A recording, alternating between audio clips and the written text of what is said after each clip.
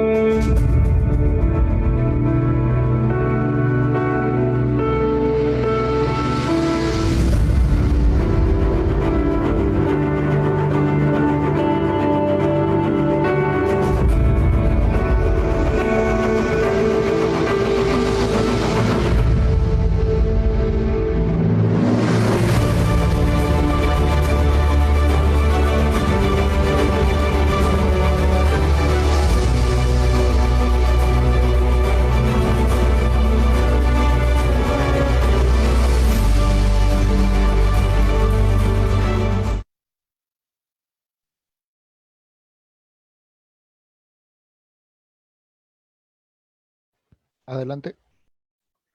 Muy buenas tardes con todos ustedes, amigos.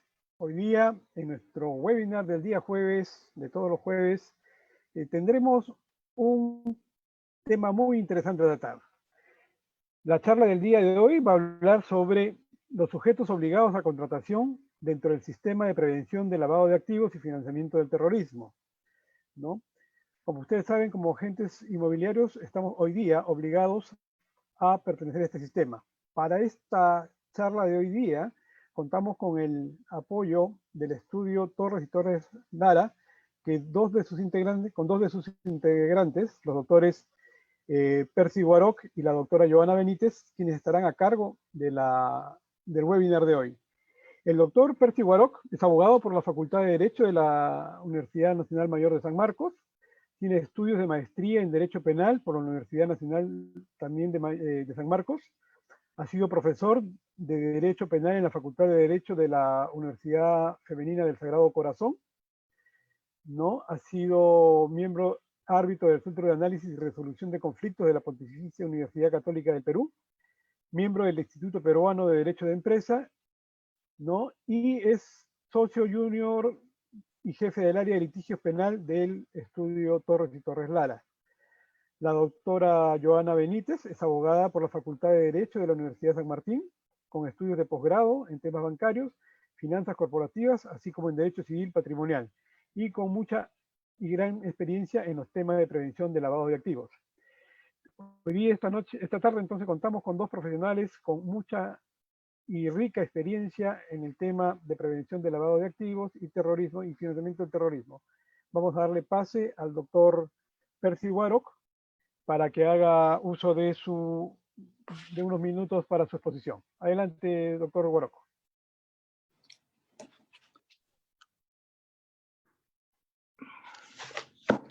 Sí, muy buenas tardes con todos.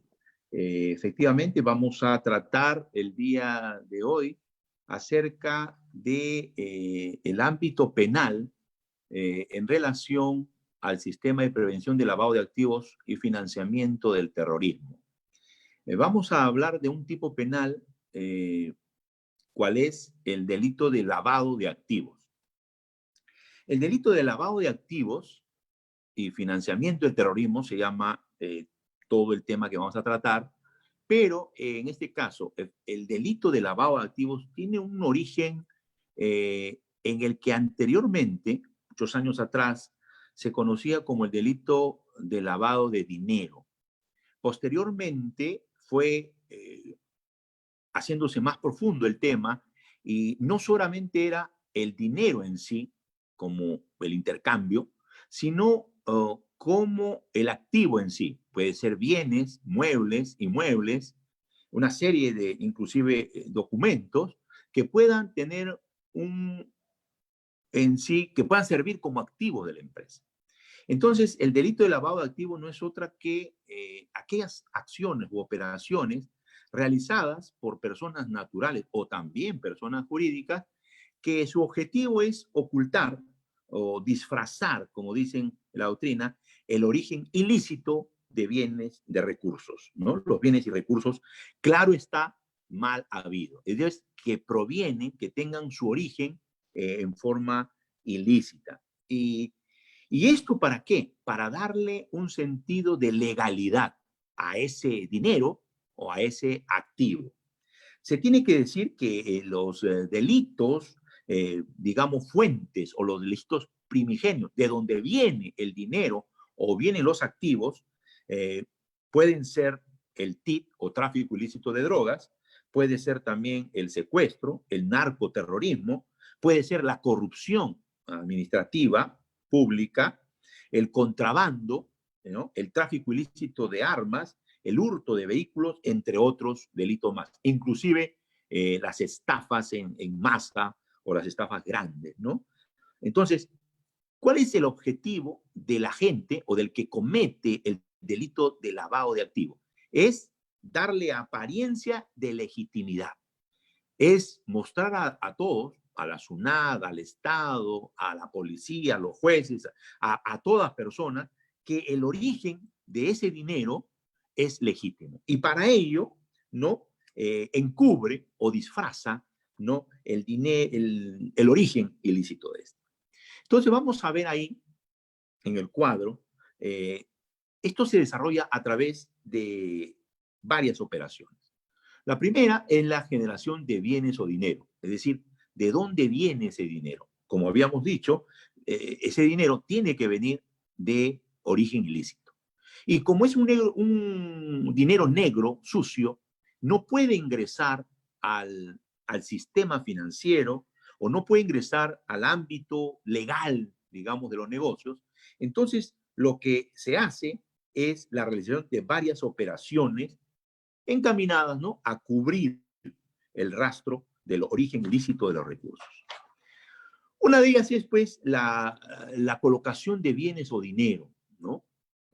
Comprende, pues, la transferencia o depósito de dinero u otros bienes provenientes de dichas actividades ilícitas, ¿mediante qué? La realización de un conjunto de operaciones, sea en efectivo, puede ser documentaria, de servicios financieros, o utilizando también empresas del sistema financiero sin el conocimiento, claro está, de estas, para su ocultamiento, ¿no? Siempre el verbo es ocultar, ¿no?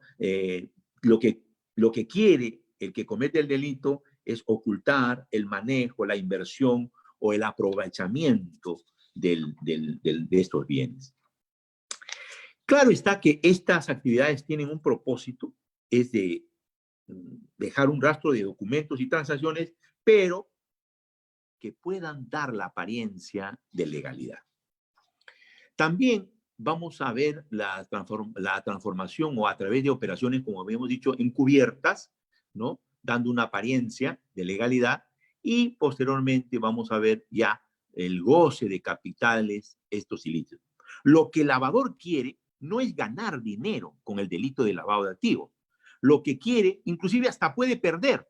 Es decir, puede ingresar $1.000.000 y finalmente lavar 500, pero ya lavó 500. El objetivo no es ganar, el objetivo es introducir en el ámbito legal, ¿no?, un dinero o bienes que puedan dar apariencia de legalidad. Ahora, en este hecho también se puede decir cuál es el bien jurídico que se protege. En todo delito existe bienes que son protegidos con un tipo penal.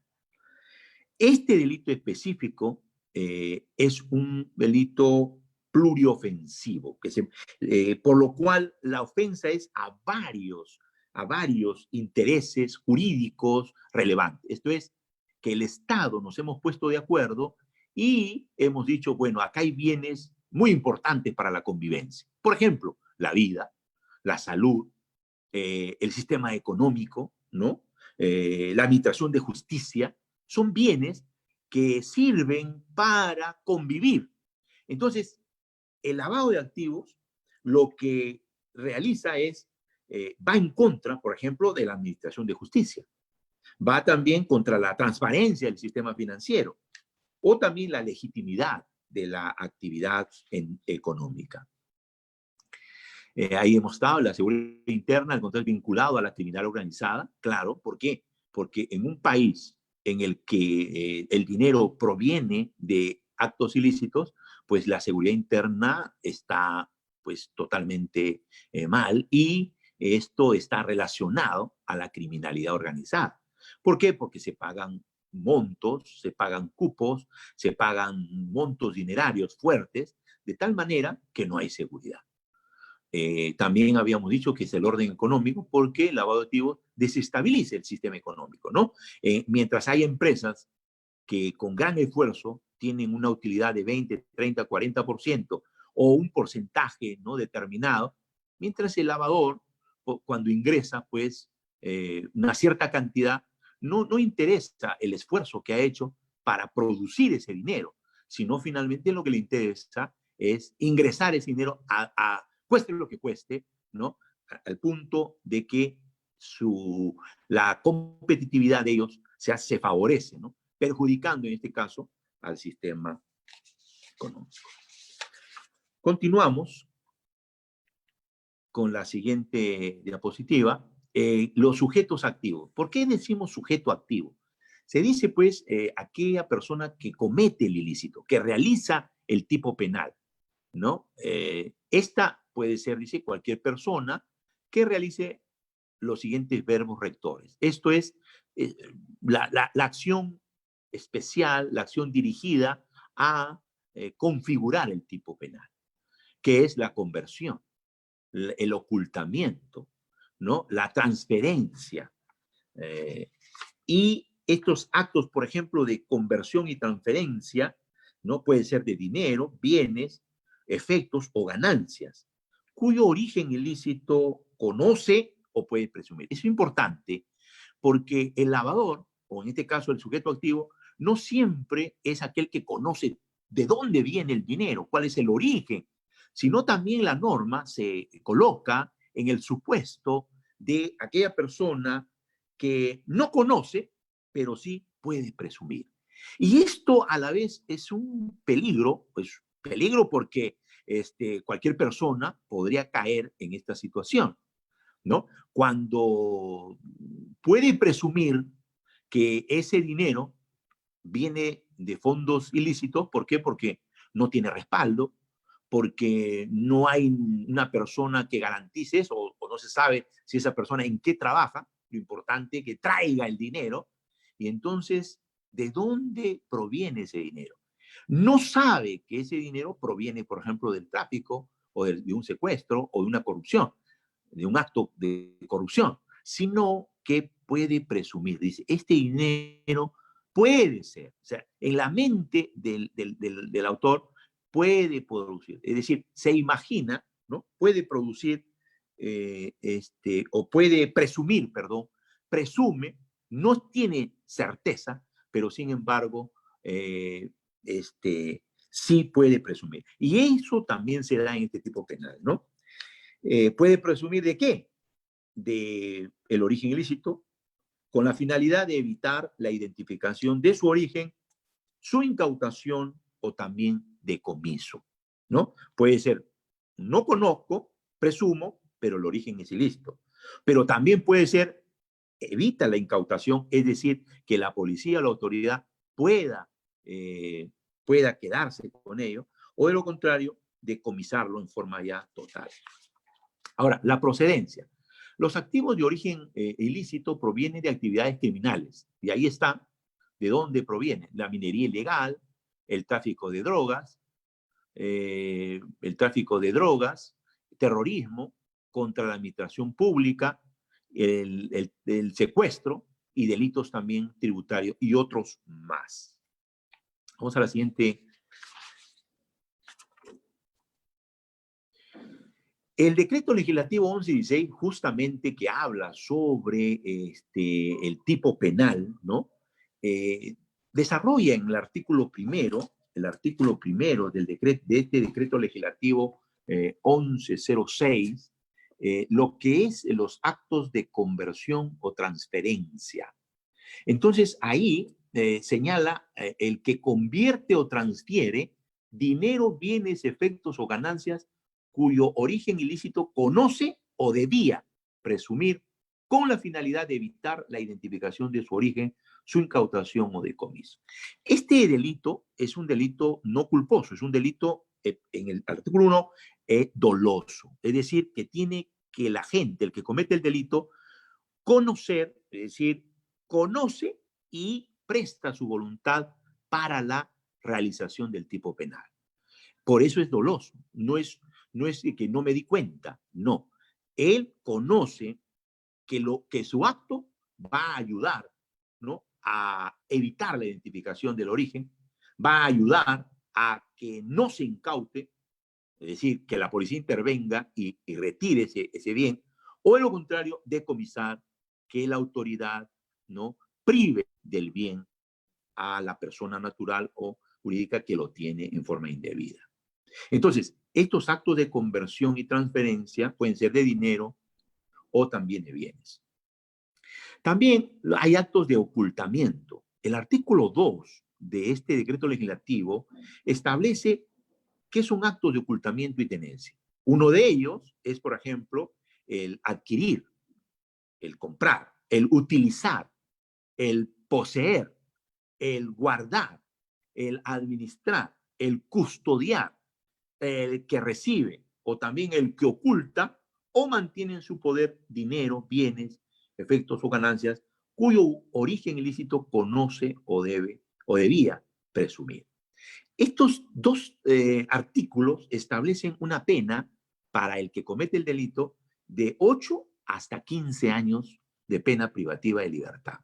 No, aparte de ello, la inhabilitación, la multa, conforme al código lo establece en el artículo 36. Ambos son delitos graves, ¿no? Estamos hablando de 8 a 15 años.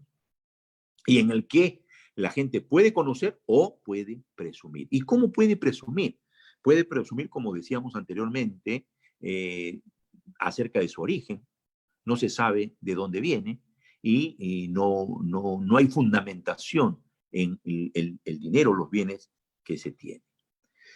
También vamos a ver que en el artículo 4, el 3, está también señalado aquel que transporta, traslada, ingreso o salida por el territorio nacional de dinero o títulos valores de origen ilícito, ¿no? El hecho también de transportar, trasladar, ingresar o salir por el territorio nacional también constituye, ¿no?, un ilícito penal. Y el artículo 4 establece las circunstancias agravantes y atenuantes, ¿no? La pena privativa en este caso no menor de 10 ni mayor de 20, que en este caso es un agravante, ¿no? Cuando el agente o el sujeto activo utiliza o sirve de su condición de funcionario público, cuando él es funcionario público o comete en la calidad de una organización, de ser miembro de una organización criminal, o el valor del dinero también supere las 500 unidades impositivas tributarias. En esos casos llega de hasta no menor de 25 años. En el artículo 5 habla acerca de la omisión de comunicación de operaciones o transacciones sospechosas. Esto es cuando, estando obligado a informar, se omite comunicar de esas operaciones, transacciones sospechosas, ¿no? Aquellas que no son comunes, que llevan a una sospecha. Y aquel que, estando obligado por la ley, no lo hace, entonces también está dentro del tipo penal establecido, ¿no? Esto, lógicamente, la pena es menor, ¿no? Es menor. Estamos hablando, dice, la omisión, ahí sí hay culpa, por la comunicación de transacción o operaciones será primera con pena de multa, ¿no? Y en el otro caso, cuando hay dolo, la omisión se hace con dolo, es decir, con conciencia y voluntad, de 4 a 6 años. El rehusamiento, retardo y falsedad, ¿no? Que también es el que rehúsa o retarda suministrar a la autoridad competente la información económica financiera, no menor de 2 ni mayor años. Ahora, vamos a pasar a la siguiente, perdón. El delito de financiamiento de terrorismo, ¿no? En este caso, la acción consiste, ¿no?, en la acción económica, ayuda, mediación, que proporcione apoyo financiero a las actividades de elementos o grupos terroristas. Como ustedes saben, décadas pasadas hemos tenido el flagelo del terrorismo. Entonces, este tipo de delitos también han sido considerados dentro del catálogo penal para sancionar aquellas acciones económicas para financiar actividades que tengan personas o grupos terroristas. Estamos hablando de la ley 29936, que modificó el decreto ley 25475, ¿no? El que por cualquier medio, directo o indirectamente, al interior o fuera del territorio nacional, voluntariamente provea, aporte o recolecte fondos. Ahí están la recolección de fondos ojo, no solamente dentro del interior del territorio, sino también fuera, ¿no? ¿Fondos para qué? Para financiar el terrorismo. Tenemos también que estos fondos pueden ser también recursos financieros, económicos, servicios financieros o servicios conexos con la finalidad de cometer cualquiera de los delitos previstos en este decreto ley, cualquiera de los actos terroristas definidos en tratados en los cuales el Perú es parte a realización de los fines de un grupo terrorista o terroristas individuales. Este tipo penal fue casualmente sancionado. ¿Por qué? Porque esto se prestaban algunas empresas para favorecer, ¿no?, el ingreso de capitales, ¿no?, a efectos de poder servir para comprar armas, diferentes medios en la lucha, pues, que hacían contra el Estado. Por ahora, estos son los puntos generales, ¿no? Y ya en las preguntas podemos ampliarlas, podemos completarlas, a fin de poder esclarecer algunos puntos que no hayan quedado esclarecidos, ¿no?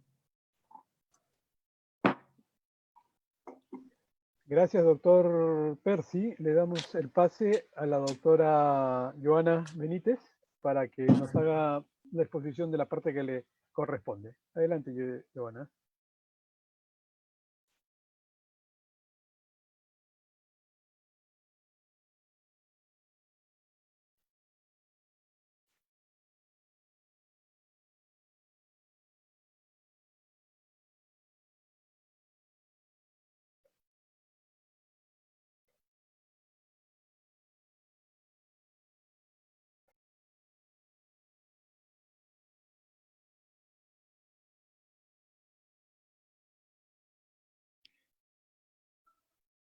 Joana, estás con el micro apagado.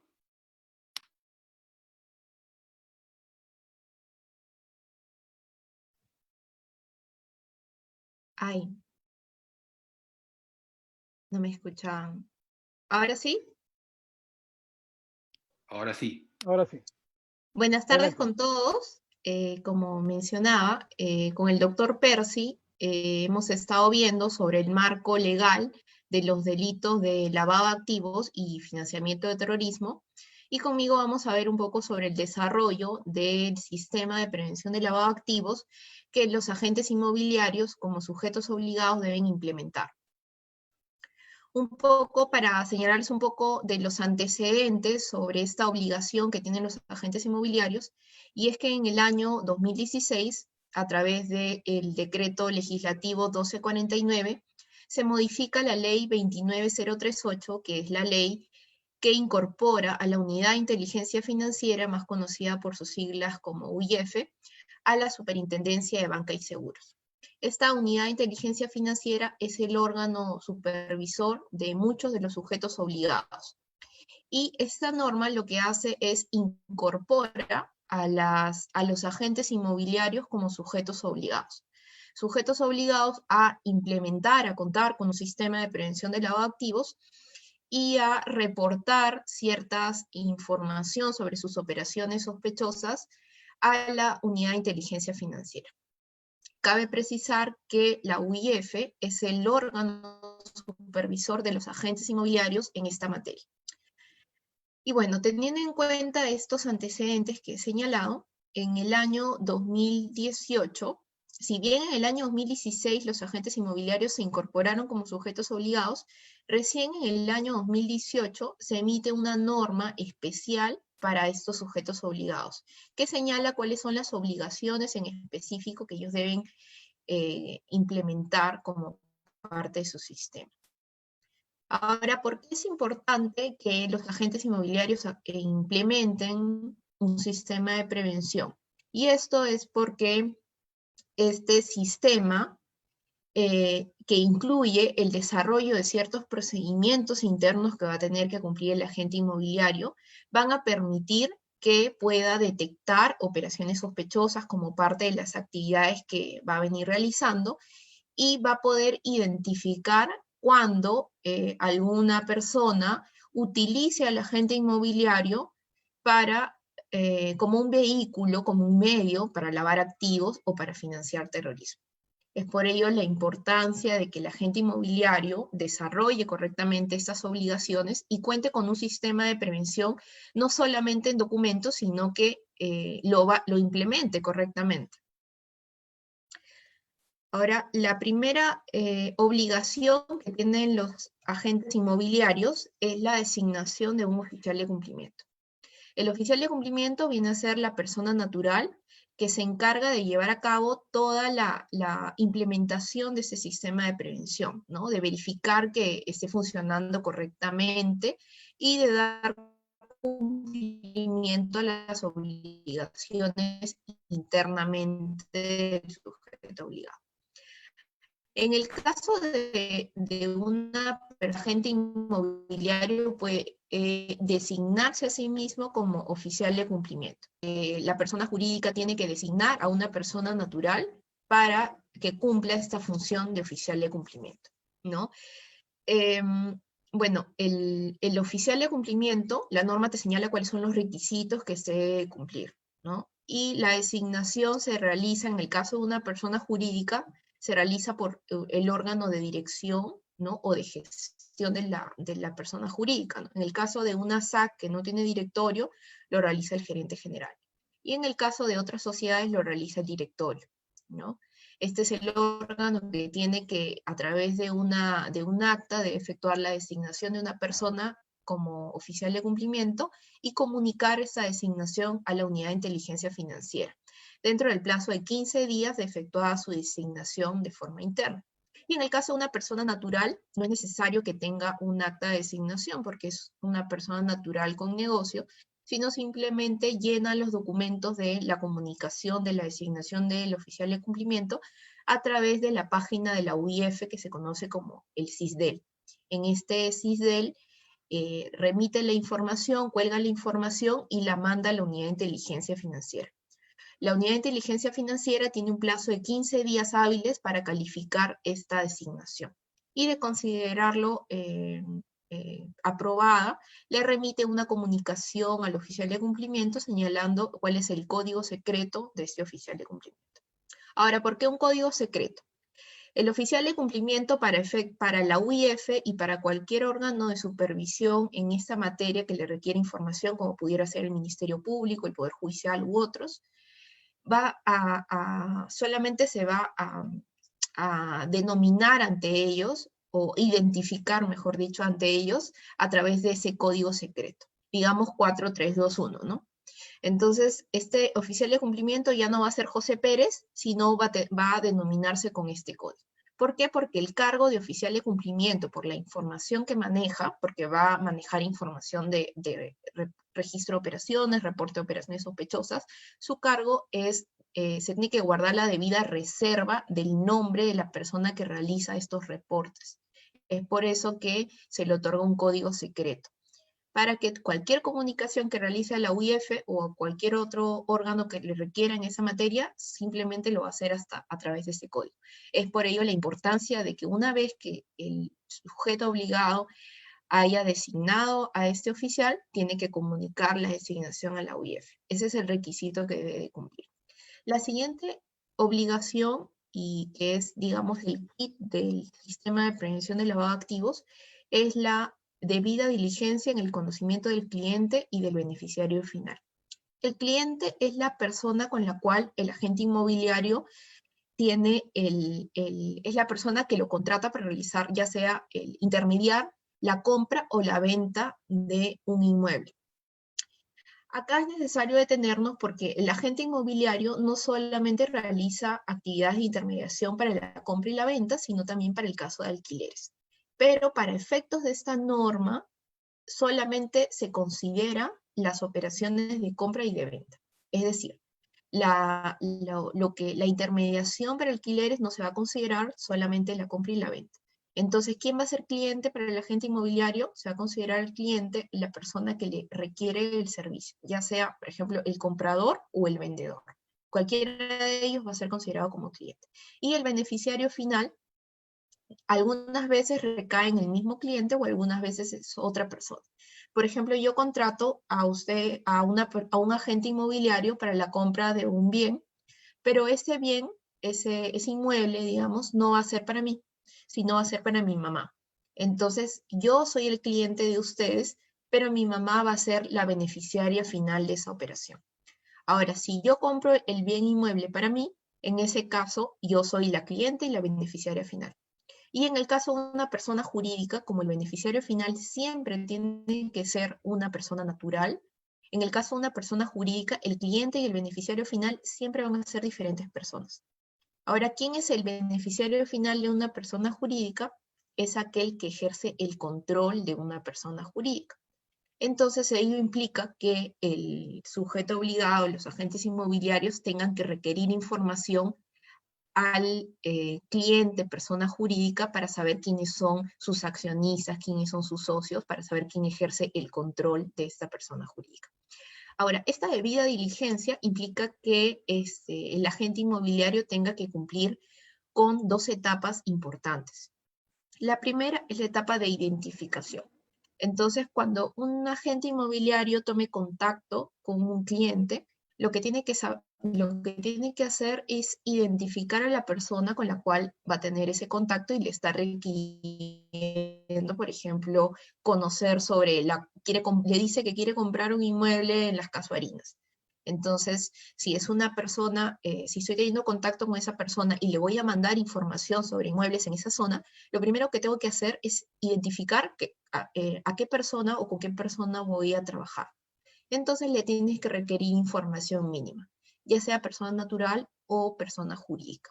La norma te señala un listado de cuál es la información mínima que se le tiene que requerir en ambos casos.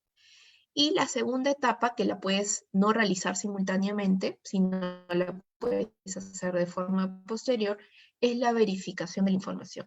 Ello implica que tienes que verificar que la información que te ha proporcionado ese cliente es verdadera, ¿no? Que, por ejemplo, en el caso de una persona jurídica, si te da un número de RUC, verificar que ese RUC corresponda a esa persona jurídica y verificar los datos. Ellos lo pueden hacer, por ejemplo, en la página de SUNAT. En la página de SUNAT pueden colocar el número de RUC, les va a aparecer el nombre de la persona jurídica e incluso les va a aparecer quién es el apoderado, quién es el gerente general, ¿no? Entonces ahí van a poder verificar si es que les ha dado una información de quién es el apoderado, quién es el gerente general y ver si efectivamente coincide con la realidad, ¿no? O en todo caso, puedan pedir información adicional o complementaria para poder identificar o verificar correctamente esa información. Cumplido esta fase, estaríamos cumpliendo con la debida diligencia del conocimiento del cliente y del beneficiario final. En relación al conocimiento de los trabajadores, esta es una obligación que le corresponde solo a los agentes inmobiliarios que sean personas jurídicas, ¿no? Entonces, estos agentes inmobiliarios, si contratan a algún trabajador, tienen a trabajadores ya sea en planilla o bajo un contrato de locación de servicios, tienen que efectuar un adecuado conocimiento de ellos.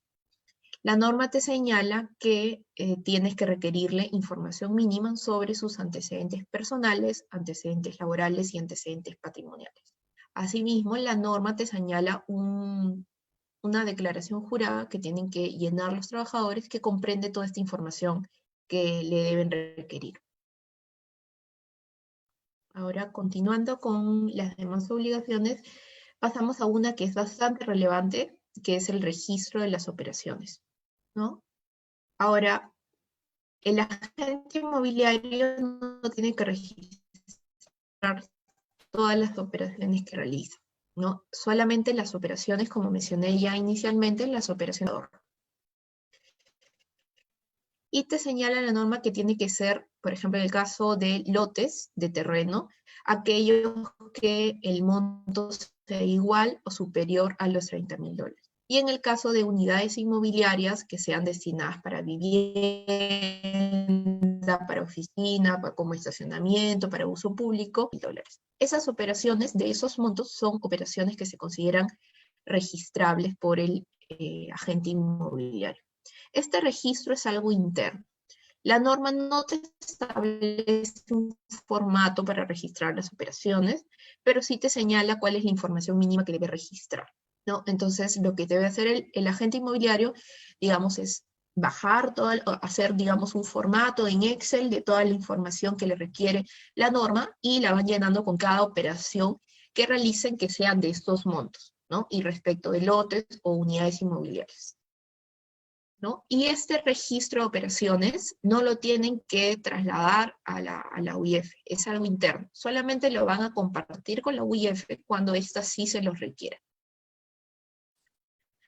Ahora, esta operación, esta obligación del reporte de operaciones sospechosas es una obligación que cumple el objetivo de la normativa de prevención del lavado de activos.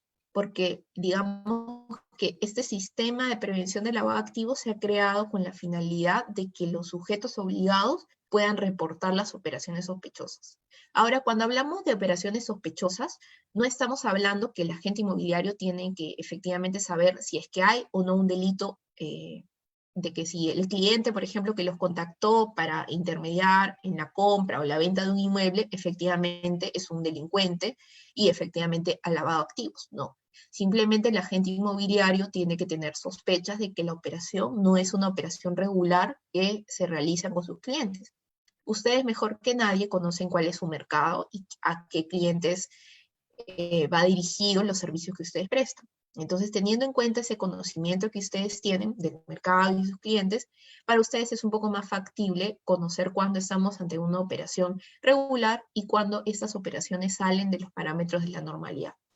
Para darles un ejemplo, que no necesariamente en todos los casos va a aplicar como una operación sospechosa, por ejemplo, los contacta un cliente que es una persona natural, un joven de, digamos, 21 años, que todavía no tiene profesión, ¿no? Y tampoco tiene un trabajo, y les pide intermediar la compra de un inmueble de, no sé, de 1 millón, ¿no? Entonces, para una persona bastante joven, y la va a realizar al contado, ni siquiera va a intermediar a través de un crédito con una entidad bancaria. Entonces, quizá esta operación, ¿no?, salga de los parámetros de la normalidad, porque usualmente las operaciones de compra y de venta es posible que lo hagan con la intermediación de un banco, y aparte que esta persona no puede sustentar los ingresos para realizar esta operación y de esos montos. Entonces quizá esta pueda ser una operación sospechosa que pueda ser materia de reporte por ustedes a la unidad de inteligencia financiera. Para efectos de realizar este reporte a la UIF, tienen que tener necesariamente el oficial de cumplimiento su código secreto de identificación. Es con este código que ingresan a la página del CISDEL, que es la página de la Unidad de Inteligencia Financiera para los sujetos obligados, ingresa con su código secreto, baja el reporte y completa el reporte de operación sospechosa. Esto lo debe hacer dentro de las 24 horas de que el oficial de cumplimiento detectó esta operación como sospechosa. Ahora, como señalamos anteriormente, en el caso de registro de operaciones, nosotros teníamos que tener en cuenta ciertos montos para registrar la operación. En el caso del reporte de la operación sospechosa, no tiene que ver nada los montos de la operación que se realice. No, independientemente del monto, ya sea un terreno de 20.000 o de 1 millón o de más, la operación, si al agente inmobiliario le parece una operación sospechosa, tiene la obligación de reportarla. Acá no se tiene en cuenta el monto de la operación, simplemente si la operación, e incluso no se tiene en cuenta si la operación se llega a concretar o no. Es decir, si en el camino al agente inmobiliario, antes de que se concrete la operación, le resulta sospechosa, tiene la obligación de reportar la misma a la unidad de inteligencia financiera. Como bien lo señaló el doctor Percy Guaro en su momento, él señaló que hay una obligación, ¿no?, y hay una contingencia penal en el caso los sujetos obligados no cumplan con reportar las operaciones sospechosas que lleguen a conocer en el curso de la actividad económica que realicen. Es por ello la importancia del cumplimiento de esta obligación. Y no solamente podría tener una sanción penal, sino también administrativa, como veremos más adelante. Otra de las obligaciones es la de contar con un manual y código de conducta. El manual viene a ser el manual recoge los procedimientos que desarrolla todo el sistema de prevención de lavado de activos de cada agente inmobiliario. Por ello, cada manual en cada agente inmobiliario es distinto, porque los procedimientos que sigue para los procedimientos que va a seguir son distintos en cada caso, ¿no? Porque las operaciones que realiza son distintas, porque el número de personal puede ser diferente, ¿no? Entonces, en cada caso, cada agente inmobiliario va a manejar su propio manual de prevención del lavado de activos.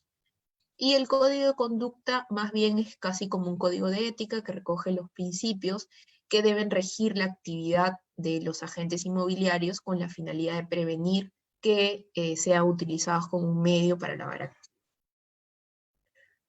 Por último, tenemos la obligación del informe anual del oficial de cumplimiento.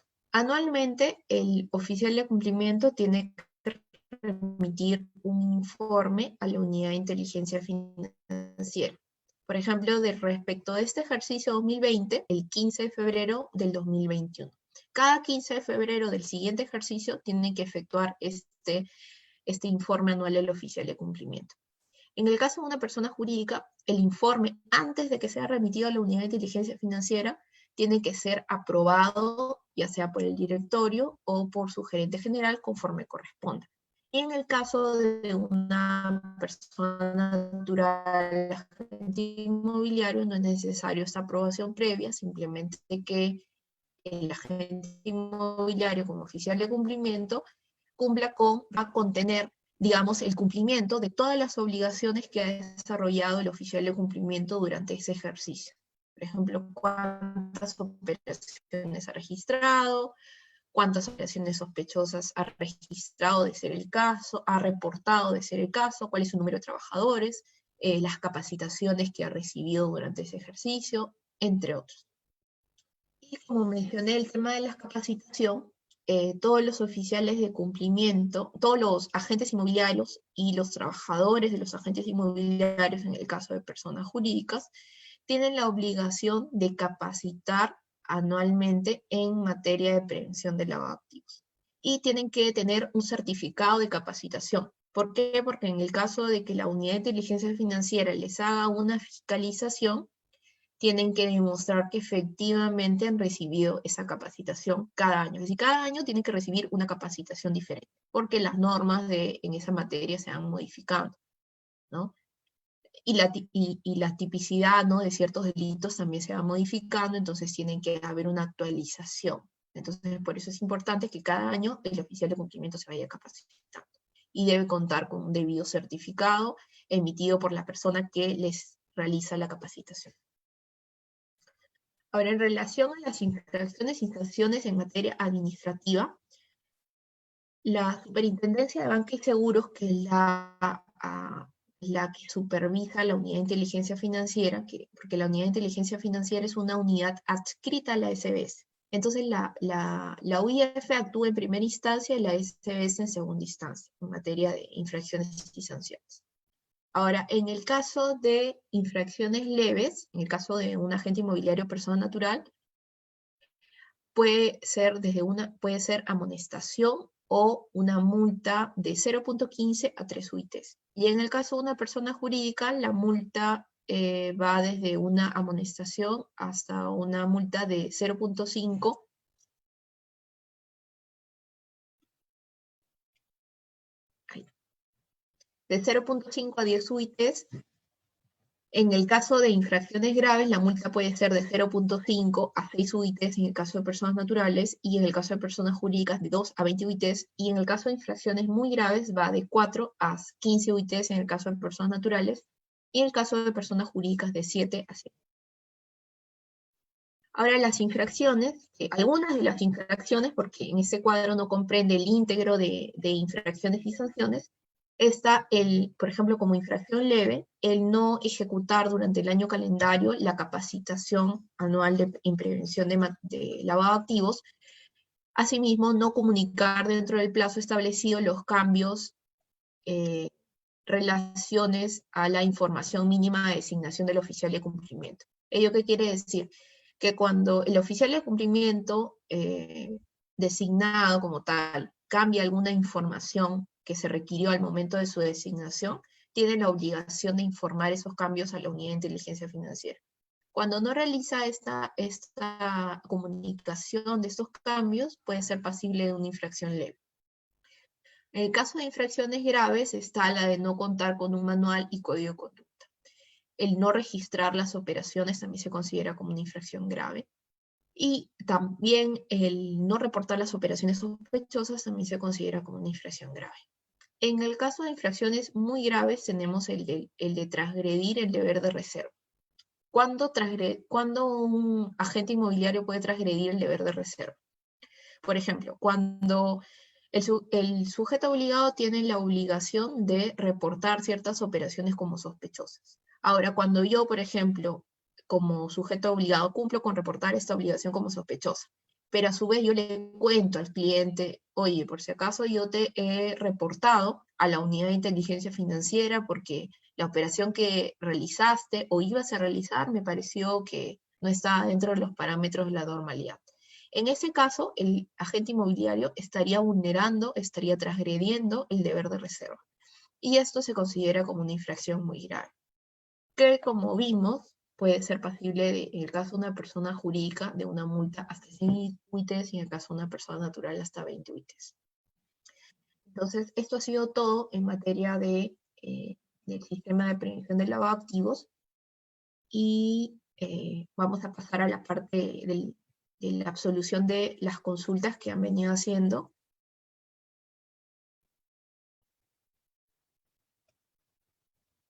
Gracias, doctora Benítez. Vamos a comenzar a hacer algunas preguntas que nos han estado escribiendo algunos de nuestros visitantes, asistentes al webinar. Ok. ¿No? Y comenzamos con la primera pregunta, ¿sí? Que creo que sería para el doctor Percy. En la experiencia que tienen, ¿ya se han presentado sentencias en el país por delitos de lavado de activos bajo todo este nuevo sistema de prevención de lavado de activos? A ver, sí, efectivamente, ya esta ley está en vigencia. Estamos hablando de estos delitos que datan, en este caso, el decreto legislativo 1106 es del 19 de abril del 2012, y otros. Sí, han habido, son procesos complejos, es cierto, porque requieren mucho estudio, por ejemplo, de temas de peritajes contables, conocimientos especializados en el tema financiero, económico, pero sí se han dado sentencias por lavado de activos. Un caso emblemático, conocido, es el caso, por ejemplo, de lavado de activos en el tema de Aerocontinente, ¿no? Que ya se dio la sentencia. Otros casos también que se han dado, temas, por ejemplo, el caso que decían el turbo, o de origen de drogas, y así otros casos que sí han merecido un proceso, ¿no?, penal y también una sanción, entre otros. Ahora, estos delitos se han incrementado en este tiempo. Hay muchos casos. Yo hoy día estuve en lavado de activos y casualmente había toda una cantidad de procesos y documentación por investigar, por resolver.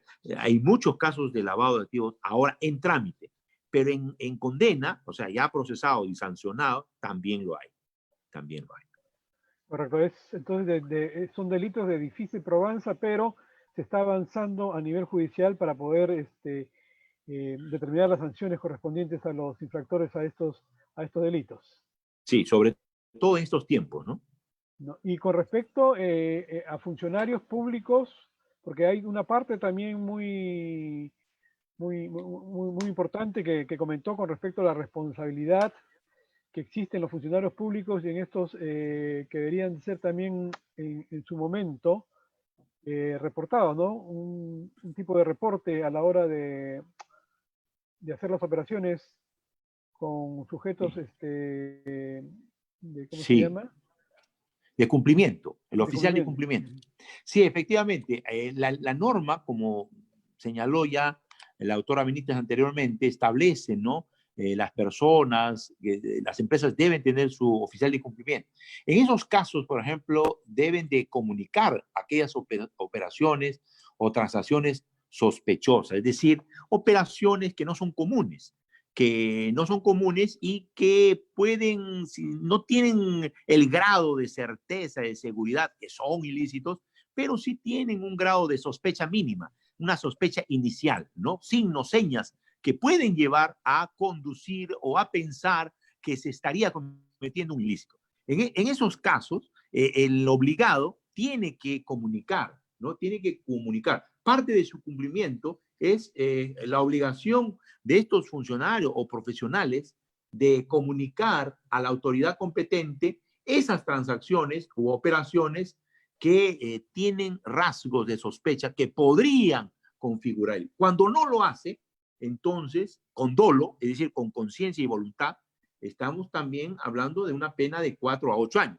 Y en el caso de culpa, es decir, por imprudencia, negligencia, impericia, que no lo comunique, ahí la pena es menor, claro, por multa, pero no deja de tener una sanción. Correcto. Nos están preguntando mucho sobre el tema del oficial de cumplimiento. Por lo expuesto por la doctora Benítez, queda claro de que un oficial de cumplimiento, mejor dicho, un agente inmobiliario, puede ser su propio oficial de cumplimiento. Este nombramiento a título personal como oficial de cumplimiento puede ser extensivo hacia otros agentes o cada oficial de cumplimiento es para una sola persona natural. A ver, Carlos, te comento. En el caso de personas naturales, el propio agente se puede designar a sí mismo como oficial de cumplimiento o puede contratar a otra persona para que desempeñe esta función. Y en el caso de personas jurídicas, sí necesariamente tiene que designar a una persona natural para que ejerza este cargo, a excepción del gerente general, que no puede ser no puede ser el oficial de cumplimiento. Ahora, no es posible que un oficial de cumplimiento sea oficial de cumplimiento de varios sujetos obligados. Ello que quiere decir que cada agente va a tener que designarse a sí mismo o designar a otra persona como oficial de cumplimiento. No es posible que un grupo de agentes inmobiliarios tengan a un oficial de cumplimiento. No lo permite la norma. Correcto. Hay otra pregunta que tiene que ver con si un agente inmobiliario denuncia una operación sospechosa y las entidades correspondientes revisan la operación y se dan cuenta que ha sido una operación lícita, ¿qué pasa en este caso? ¿Pasa algo? ¿Hay algún tipo de sanción? No. No pasa nada. Ojo que no es que el agente inmobiliario tiene que convertirse en un investigador y efectivamente saber cuándo hay detrás un delito, si efectivamente hay un delito o no.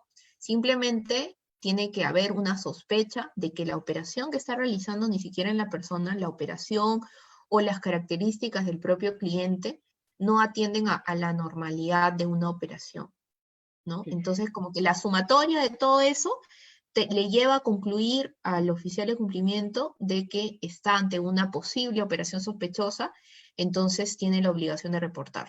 Ahora, si la unidad de inteligencia financiera inicia o no inicia investigación sobre esa información, porque esa información que recibe la unidad de inteligencia financiera lo contrasta con toda la información que recibe de otros sujetos obligados. Y puede ser que otros sujetos obligados también lo hayan reportado por otro tipo de operaciones. Entonces, ahí sí es posible que la unidad de inteligencia financiera le despierte una alerta y decir, bueno, voy a proceder con la investigación, o puede ser que al final no. Y no va a tener ningún tipo de repercusión, ni el oficial de cumplimiento, ni su sujeto obligado es parte de la investigación. Simplemente efectúa el reporte, cumple con su obligación de carácter administrativo ante la unidad de inteligencia financiera y ahí acabó. Puede ser que posteriormente la UIF le requiera información complementaria, o puede ser que el Poder Judicial, si es que se llega a iniciar la investigación o se inicia el proceso judicial, le requiere información, pero todo va a ser de carácter confidencial y él no se va a convertir en parte del proceso, para nada, simplemente es digamos, un reportante. En ningún momento un agente inmobiliario va a estar involucrado dentro del procedimiento, por lo que me dice.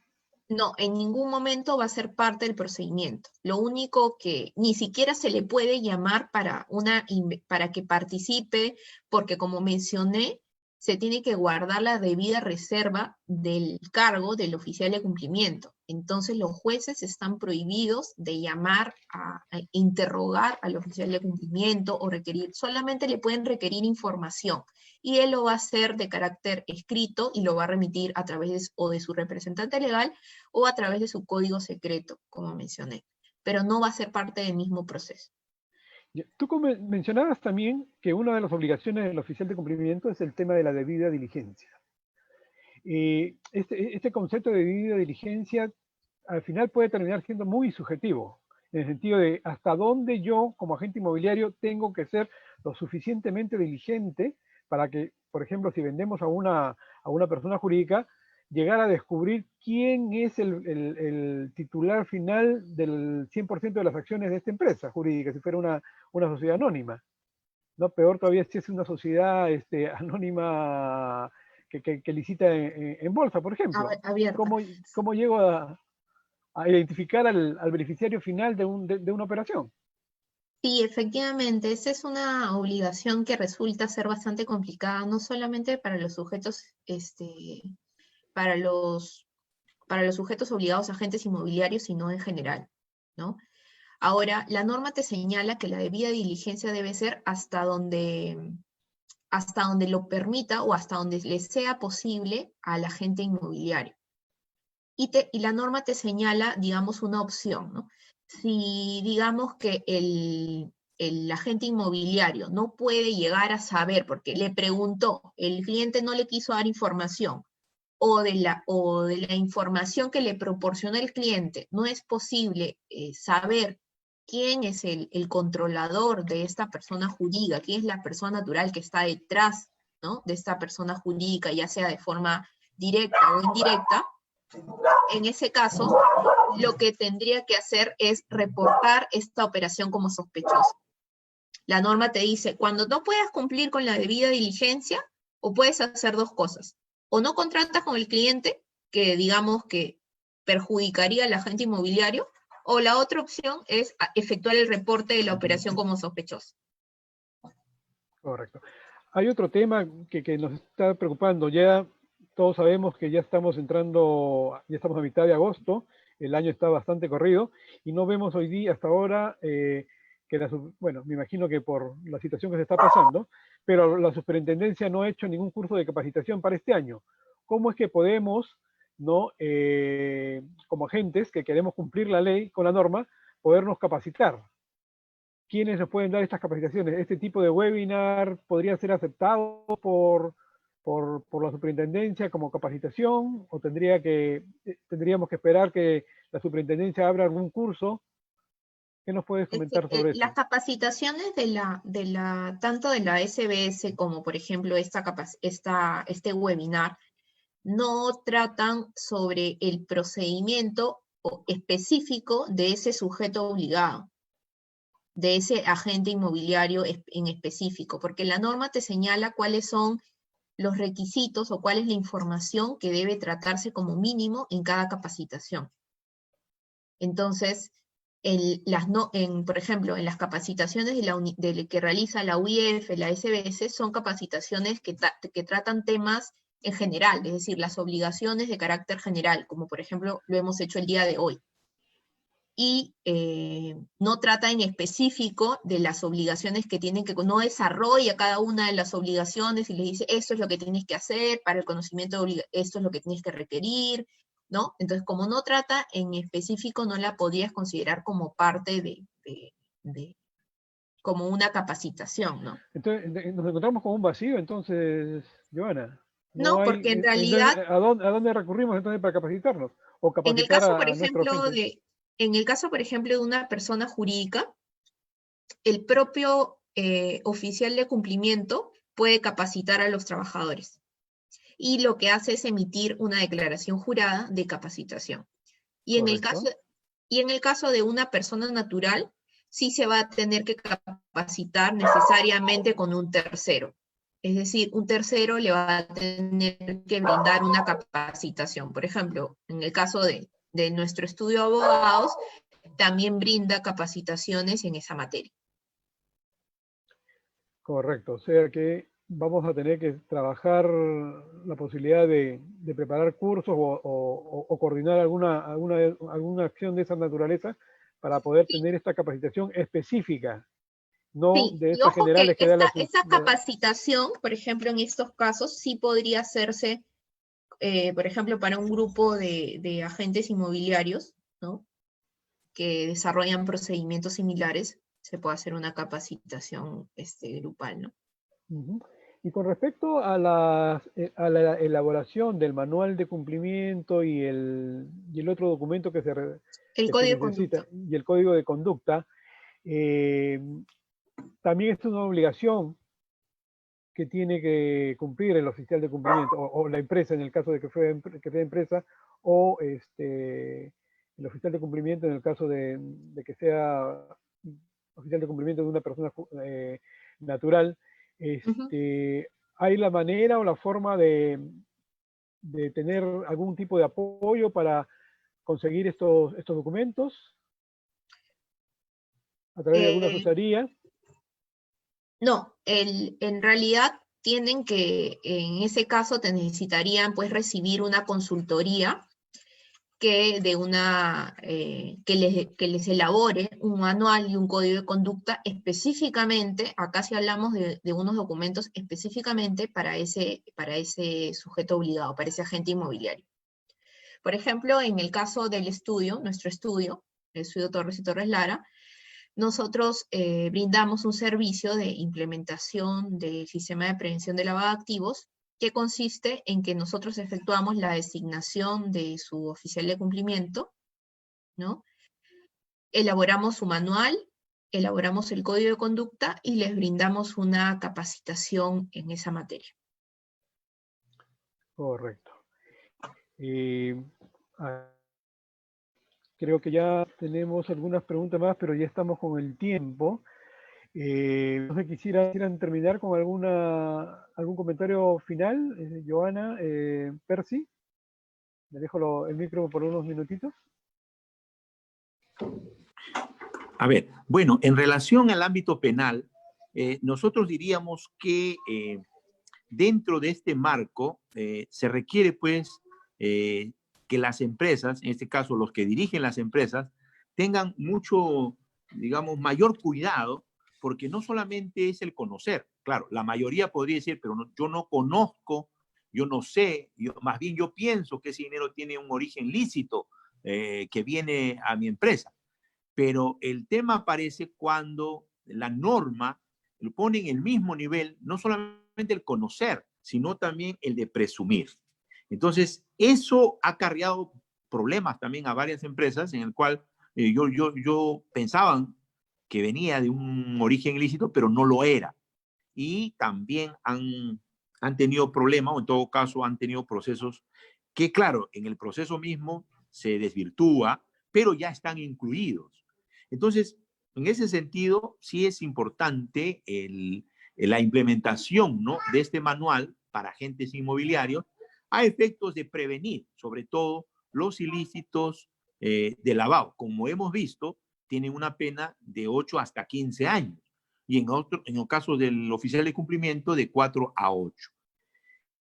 Y cuando se realiza este tipo de acciones, nos ayuda pues a prevenir. Más ahora, no solamente hay que pensar cuando ya el delito está consumado, o sea, ya se configuró el ilícito penal, sino cuando está pues una etapa incipiente, es decir, que no se dé, prevenir, ¿no?, lo que se conoce como la prevención de los ilícitos. Bueno, para cerrar para cerrar la capacitación, quería señalarles, resaltarles que el estudio está brindando un precio especial de la implementación de este sistema de prevención de lavado de activos, tanto para agentes inmobiliarios, personas naturales, estamos dando un costo especial, y para personas jurídicas otro costo también especial, por ser miembros de ASPAI. Es decir, a todos los agentes inmobiliarios que sean agentes de ASPAI estamos dando un precio especial y les agradecería que puedan comunicarse para solicitar este precio al correo contacto@titl.com.p. Ahí es donde van a poder obtener la información. Correcto, Joana, Percy, gracias por la interesante y fructífera reunión del día de hoy. La exposición ha sido muy completa, ¿no? Tenemos una visión mucho más clara de lo que es el sistema de lavado de activos y prevención de delitos, ¿no? Sé que muchos de nuestros colegas, de nuestros asistentes, van a contactarlos para poder conversar sobre el servicio que están ofreciendo, ¿no? Y en nombre de ASPAI, nuevamente darle las gracias por su participación en esta oportunidad. Con todos, hacerles recordar, amigos asistentes, que el 17 y 18 de septiembre tenemos el primer congreso virtual organizado por ASPAI, por el SILA y por la NAR, ¿no? Es un evento de suma importancia en donde vamos a tener la oportunidad de ver y conversar sobre la actual situación del mundo inmobiliario, no solamente en el Perú, sino en toda la región latinoamericana. Así que no se olviden en inscribirse, va a ser unas 2 jornadas muy interesantes para poder compartir todos. A todos ustedes, muchas gracias y hasta el próximo jueves. Hasta luego.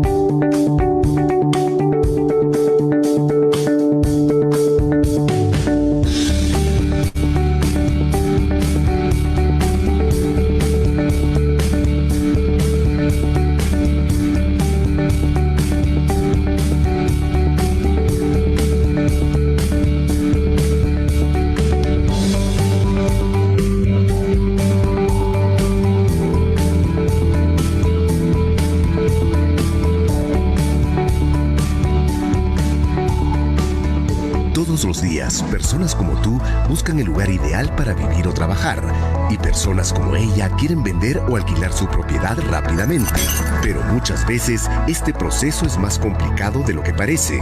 Agentes, propietarios e interesados van por su cuenta sin conocer las posibilidades que tendrían al conectarse. ¿Qué opinas de una plataforma en la que coincidan todos y se beneficien mutuamente? Te presentamos Mercado Casa, el primer ecosistema inmobiliario integrado que pone a tu alcance las herramientas y aliados necesarios para acelerar las transacciones de manera eficiente y segura. ¿Cómo funciona? Si eres agente, controla el stock inmobiliario con información real, formal y validada. Compártelo con potenciales compradores o arrendatarios y otros agentes por canales digitales usando filtros específicos. Maneja contratos electrónicos con propietarios y otros agentes. Administra tus contactos e interactúa con ellos a través de múltiples canales. Controla el ciclo comercial de cada inmueble y monitorea con eficiencia todo el proceso. Accede a asesorías de bancos y notarías para perfeccionar los procesos. Si eres propietario, accede a nuestra web app y sube tu inmueble fácil y rápido. Podrás vincularlo con información oficial de arbitrios, SUNARP y RENIEC. Busca agentes inmobiliarios y contáctate con ellos para iniciar el proceso comercial. Monitorea y controla paso a paso el estado de la venta o del alquiler. Recuerda que estás en un ecosistema seguro validado por contratos electrónicos. Si estás buscando alquilar o comprar un inmueble, nuestro portal te ofrece data confiable y acceso a información segura, validada, sin duplicaciones, además de asesorías a través de nuestros agentes asociados. Conéctate con bancos, notarías y municipalidades dentro del portal que te ayudarán a acelerar el proceso de compra o alquiler. Nunca antes había sido tan sencillo vender o alquilar un inmueble. Con Mercado Casa tienes todo lo que necesitas, en un solo lugar, con toda la seguridad y confianza. El ecosistema seguirá creciendo, las oportunidades estarán allí. Mercado Casa, trabajamos en equipo para hacer tu vida más sencilla.